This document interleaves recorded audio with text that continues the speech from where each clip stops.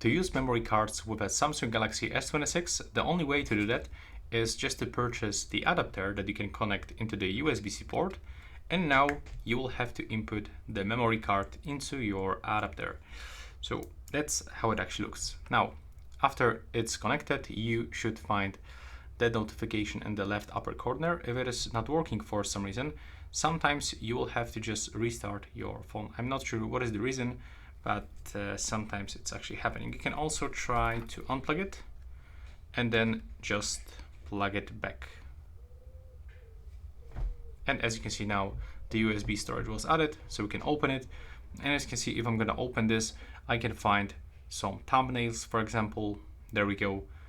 And if I want to move some files from my SD card or into my SD card, I have to open my files, go for anything that I want to transfer. I have to select, click copy, and select the USB storage and place this wherever I want. Now, as you can see, if I'm gonna open my memory card, I can find my pictures just over here.